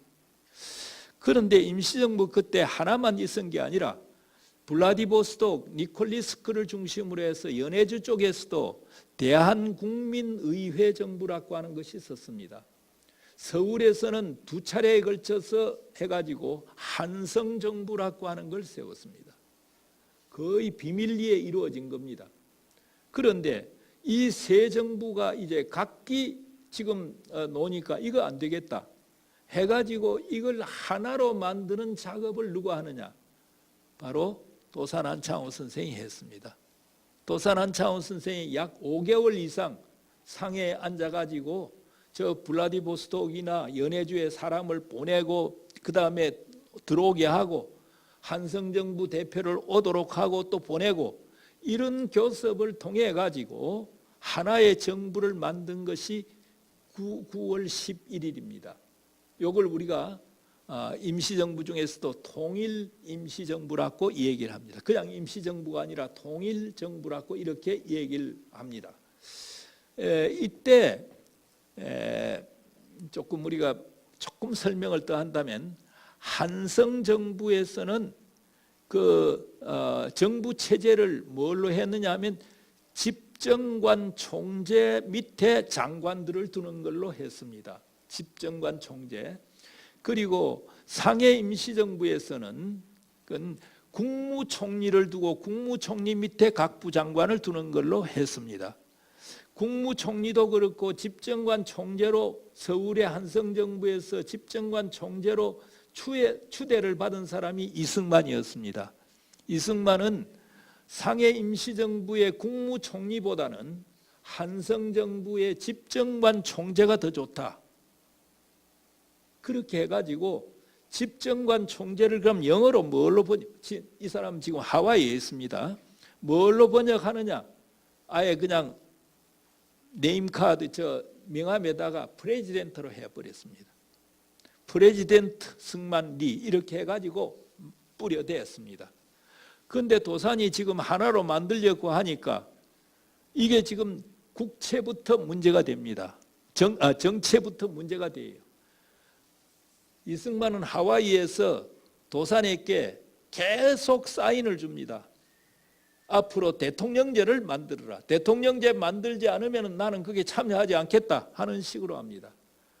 그런데 이승만을 버리고 정부를 구성한다는 게 힘들었습니다. 그래서 도산 선생은 이거 하나를 들어주는 걸로 의논을 했습니다.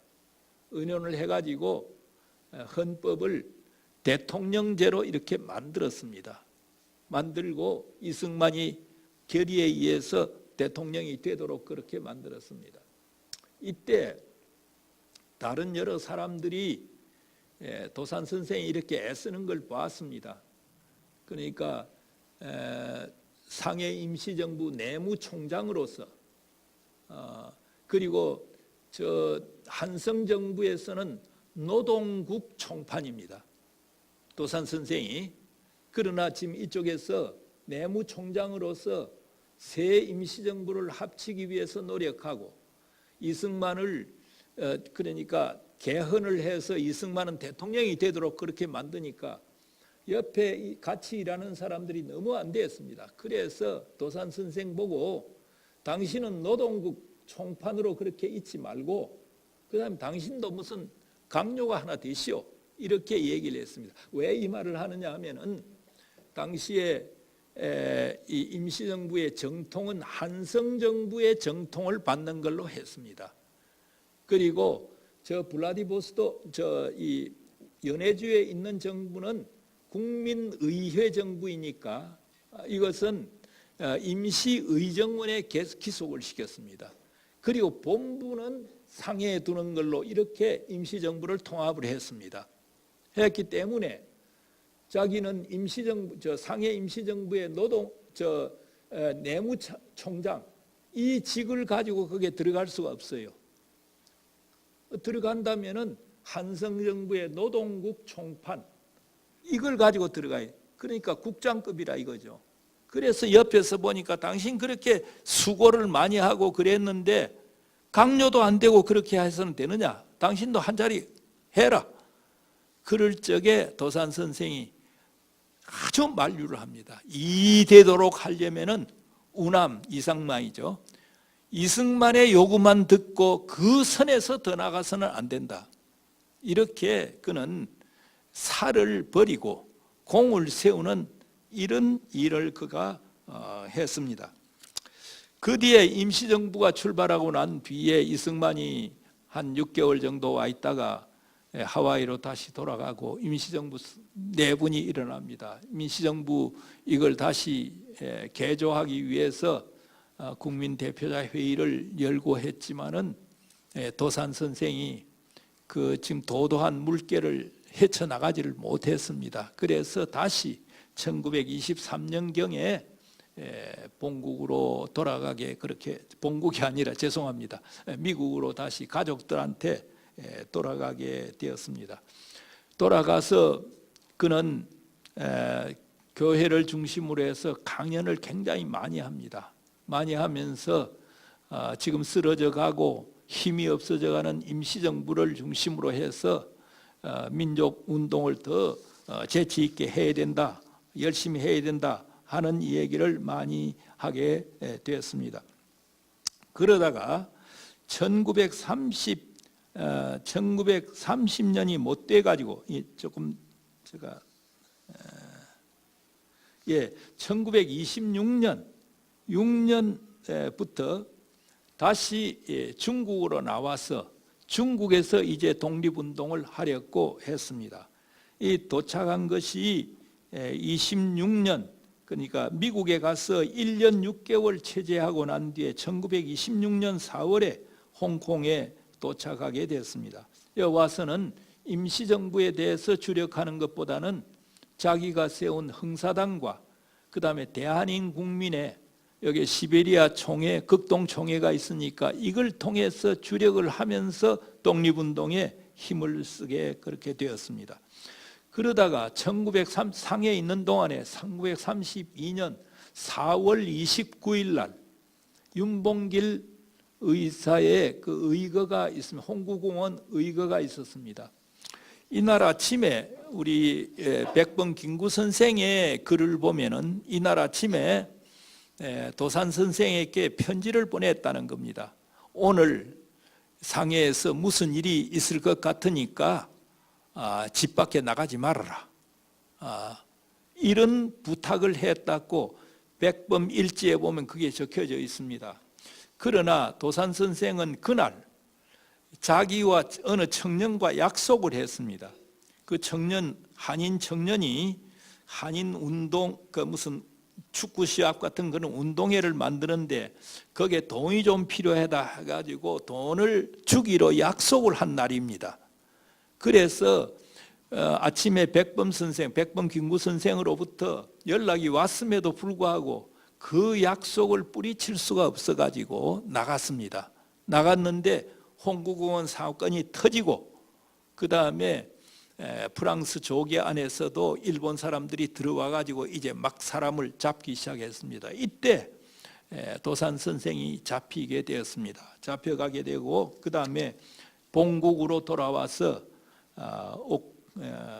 그러니까 32년부터 35년까지 4년간 옥중 생활을 하게 됐습니다. 그래서 35년 2월 달에 건강상의 문제로 가출옥이 되고 그리고 37년에 가서 다시 자기가 자기가 꼭 조직한 건 아니지만 흥사단 조직을 중심으로 해서 이루어진 국내 동우회라고 하는 그런 단체가 있었습니다.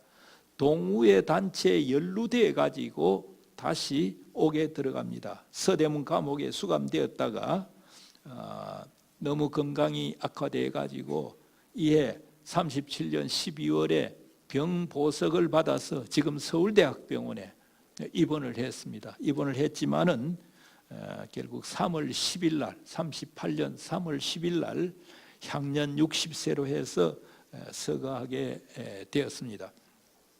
그 일생은 지금 이렇고요. 그의 신앙에 관해서 이제 조금 더 여러분들 지루하시지요.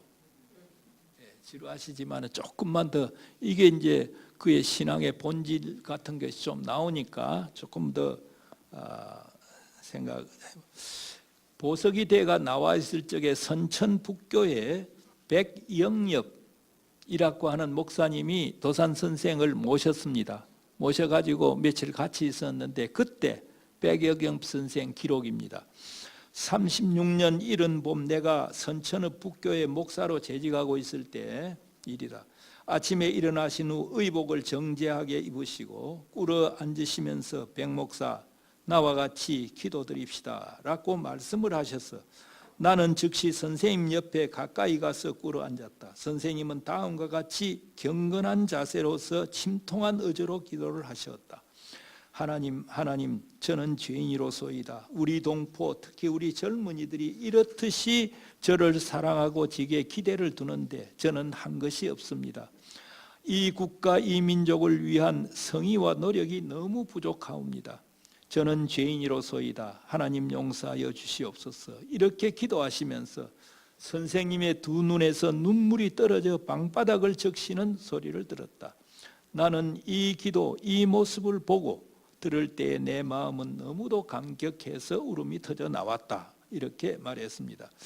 30년 10월 4일에 감리교회 에프워스 청년회라고 하는 것이 있습니다. 감리교회는 보통 그 평양지방 연합회 에프워스 그 주최 예배 때에 안창호 선생이 나가자라는 제목을 2시간 동안이나 했다고 합니다. 그리고 도산이 회중에게 다 기립해 일어나라 청하고 나가자라는 구호를 3번 교창을 했는데 흥분된 회중이 거의 자기를 잊어버리고 구호를 목청껏 외치니 이건 독립운동 대신에 나가자란 말이 독립운동 대신에 부르는 것임을 누구나 속으로 짐작을 하고 있었다. 그 다음에 기독교인의 갈 길이라고 하는 그런 제목을 가지고 또 설교를 하는데 이건 도산이 평생 지녀온 신앙의 결상과도 같은 성격이 있다고 말하고 있습니다. 그는 또 기갈모이라고 하는 아까 얘기했죠. 이것 가지고 그 설교를 많이 했다는 걸 말했습니다. 그런데 도산의 신앙에서 좀 특이한 것이 나타나는 것이 있습니다. 그건 뭐냐 하면은 우선 선교사와의 관계입니다. 선교사와의 관계입니다. 선교사의 문화적 공헌을 인정을 했습니다.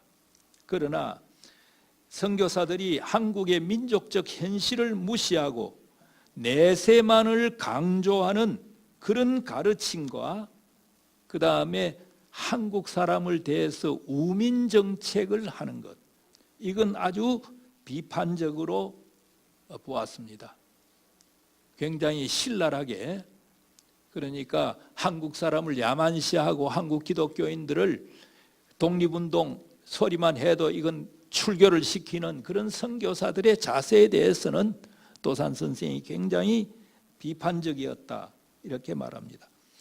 그 안중근의 그 안중근 의사 있지요. 이분의 그 증언이 있는데 최초 평양에서 야소교를 신앙할 때 그 도산 선생이 야소교를 예수교를 믿을 때 선교사가 노예와 같은 대우를 한다 해서 이를 그 선교사를 도산이 구타한 바가 있다라고 안중근이 1909년에 뭡니까? 이거 했지 않습니까? 1909년 10월 26일 그 전에 증언이겠죠. 예, 이렇게 증언한 바가 있습니다. 그 다음에 교인들이 이거 뭐 지내놓고 그냥 지나가 있습니다. 아까 말한 36년 10월 4일 남산엔 교회 설교 가운데 이런 내용이 있습니다. 그 당시에도 정통이다, 비정통이다, 영적이다, 비영적이다, 영적이 아니다 하는 이런 언급을 교회에서 많이 한 모양입니다. 이것을 두고 그는 이렇게 말했습니다. 여러분은 무엇으로 정통, 비정통을 판단하려고 합니까? 도산의 말입니다. 내 생각에는 사랑으로 하는 자는 곧 정통이요, 그렇지 않은 자는 제 아무리 주석을 신구약을 통해서 수천 권을 내었다고 하더라도 비정통이요 이단이외다. 그러니까 성경을 주석을 해가지고 수천 권을 낸 사람이라 하더라도 사랑이 없이는 뭡니까? 그건 비정통이고 이단이다. 그리고 또 그는 이런 그 당시에 영적이다, 비영적이다 하는 아마 그 목사님들의 설교가 많이 있었던 것 같습니다. 그러니까 영적, 비영적은 무엇입니까? 그 목사는 설교할 때 목소리를 떨기도 하더구만 참으로 신령하네. 무슨 말인지 아시겠습니까? 왜 가끔 저 목사님들 설교 가운데 조용기 목사 흉내 내느라고 음성거리 하고 하는 사람들이 있죠. 그 음성을 떨게 하면은 떨고 그래 하면 저 성령이 와서 떨게 해서 그러는가 보다 하고 신령한 것처럼 보인다 이거예요. 예, 참으로 신령하네. 이런 것은 다 망상이외다. 예? 망상이외다. 하나님의 뜻대로 사는 것이 신령한 것이 외다. 하나님의 뜻은 뭐냐? 하나님의 뜻은 곧 사랑입니다. 라고 얘기를 합니다. 그에 대한 그 기록을 조금 더 제가 이제 2장밖에 안 남았으니까 곧 마칩니다. 예. 내가 사랑이란 말은 정지하고 다른 말을 잠깐 하겠소. 지금 도산 선생의 얘기입니다. 신령한 교인, 신령한 장로, 신령한 목사 하지만은 신령은 눈으로 보지 못하고 귀로 듣지 못하고 손으로 만지지도 못하오. 그렇죠? 신령한 거 여러분들 눈에 보입니까?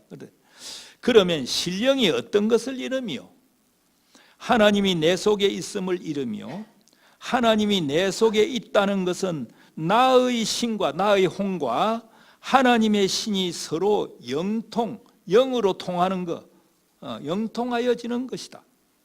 이제 한 빈곤한 사람이, 여러분들 이 예를 잘 들어보십시오. 한 빈곤한 사람이 앓고 있는데 문병하러 가서 신령한 기도말로서 병낫기를 빌고 제 주머니에 돈은 한 푼도 내어 약이나 미음으로 구원치 아니하는 것이 과연 신령하오이까? 직설적으로 묻습니다. 아무것도 아니하고 제 주머니에 돈을 내어 구원케 하는 것이 신령한 것이외다. 아무 말 하지 않더라도 제 주머니 돈 좀 털어가지고 그 다음에 약 사 먹으라, 그게 신령한 것이다 이거예요. 고로 사회 개량하는 것이 그 공이 어떠하겠느냐. 사회 개혁을 하려는 이 일이 공이 큰 거다 하는 거죠. 한 사람의 몸을 위하여 돈 1원을 주는 것은 신령하다 하고 전 민족을 위하여 구원하는 것은 신령이라고 그렇게 말하지 않는다. 그 당시에 교회 풍토가 그랬다는 거예요. 오늘날은 어떻습니까 여러분들? 기도 열심히 하면 신령하다 하지만은 이 사회를 개혁하기 위해서 외치는 사람을 두고 저 신령하다 소리 합니까? 저 미친놈 저 교회에서 내쫓아야 된다 생각하지 않습니까? 아니라 도산 선생 그거 아니라는 거예요. 지금 어떤 이가 독립운동의 일로 나의 신령이 떨어진다 하며 벌벌 떨고 있어.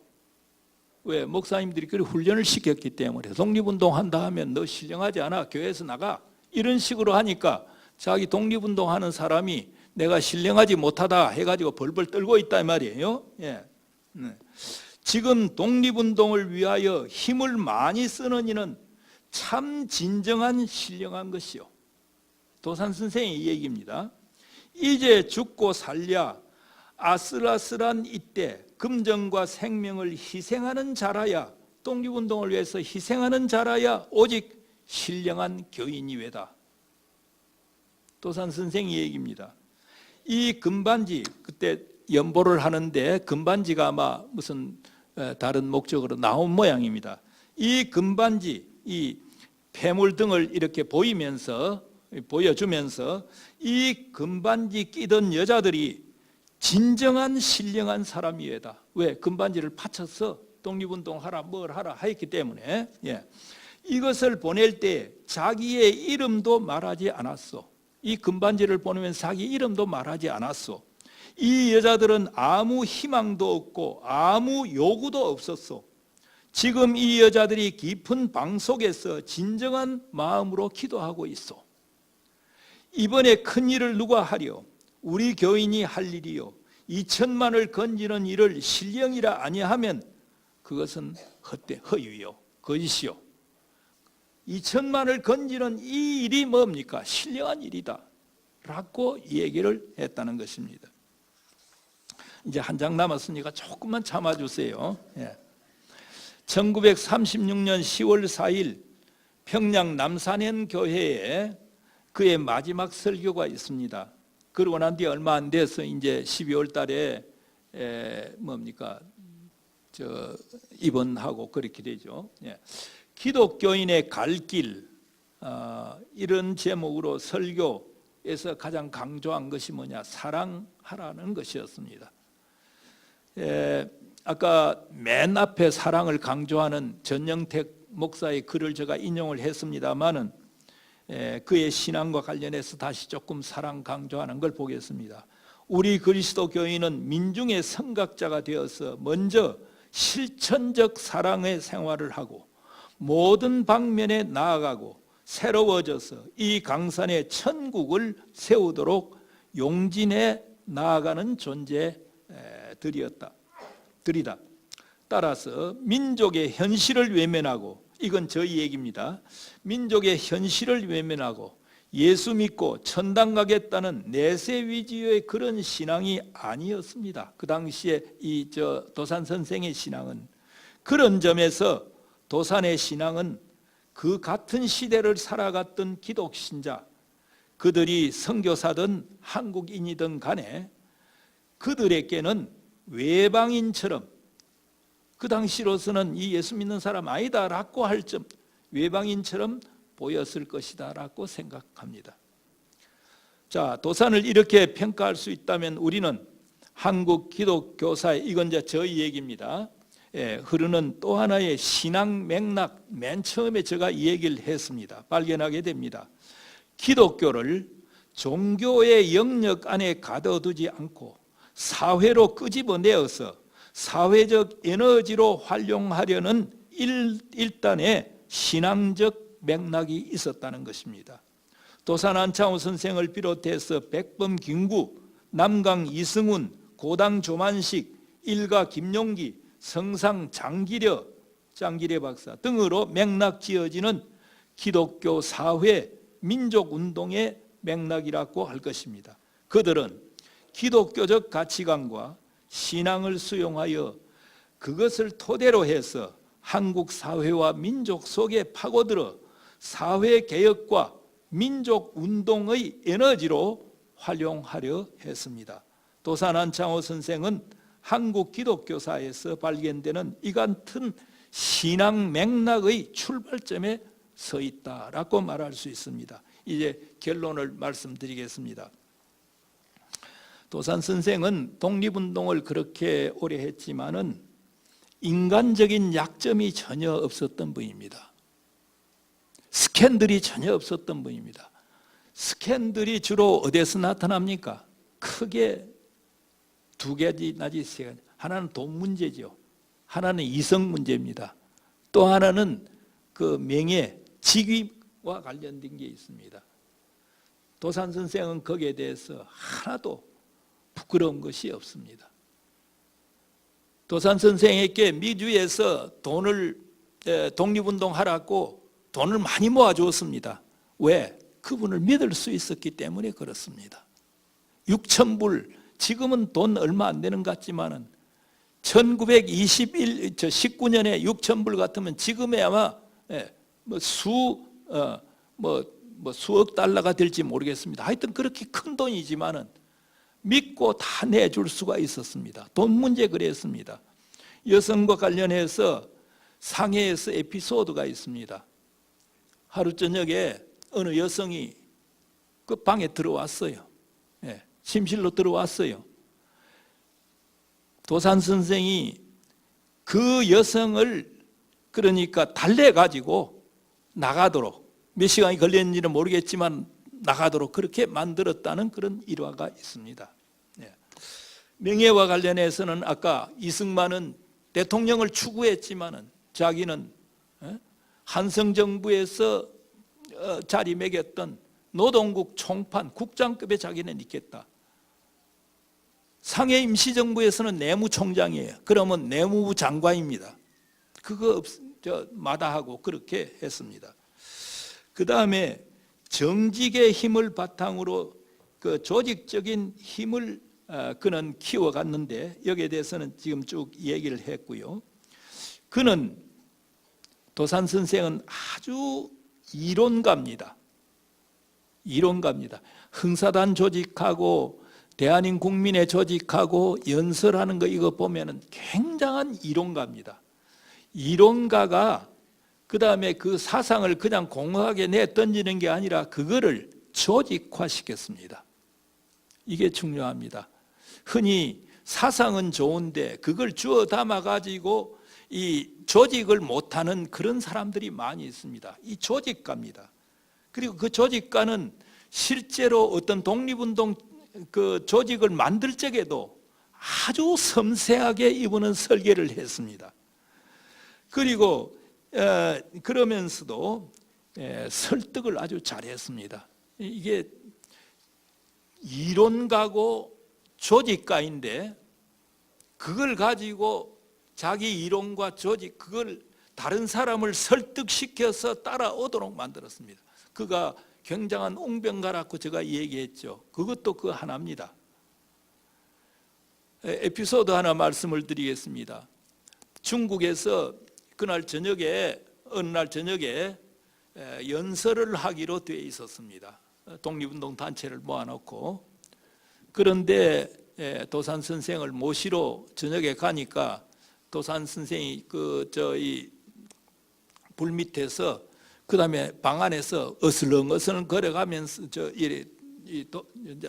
사람 데리러 올 때까지 기다리는 거죠. 그러면서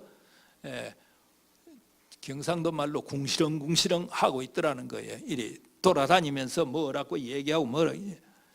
그래서 그 제자가 밖에 있다가 하도 이상해서 나중에 이제 노크를 해가 들어가서 물었습니다. 선생님 왜 혼자서 그렇게 이리 빙빙 돌아다니면서 궁시렁거리고 그리 계셨습니까? 하니까 하시는 말씀이 이 사람아 내가 오늘 저녁에 그 강연이 있지 않은가? 그 강연 준비를 지금 한 거네. 천하의 명연설가입니다. 명연설가지만은 그날 저녁에 뭡니까? 연설을 위해서 또 준비하는 거예요. 거기에서 설득력이 나오는 겁니다. 요즘 말로 해서 소통이 제대로 이론만 가지고 있어서 되는 게 아니라 소통을 제대로 할 수 있는 그런 분이었다라고 합니다. 그러니까 소통의 지도자였고 영적, 도덕적 권위를 가진 그런 지도자였으며 무엇보다 겸손한 지도자였고 크리스찬이었다라고 말하고 싶습니다. 이제 제가 정말 결론을 말하겠습니다. 한국이 세계로 뻗어가면서 글로벌한 그런 표준에 입각해서 세계에 내놓을 수 있는 기독교계, 아니 일반 세속적인 관점에서도 내세울 수 있는 가장 근대적인 지도자는 누구냐? 저는 도산 안창호 선생이라고 생각합니다. 그의 인격과 지도력의 근거는 바로 기독교 신앙이었습니다. 제 얘기 여기서 마치겠습니다. 감사합니다.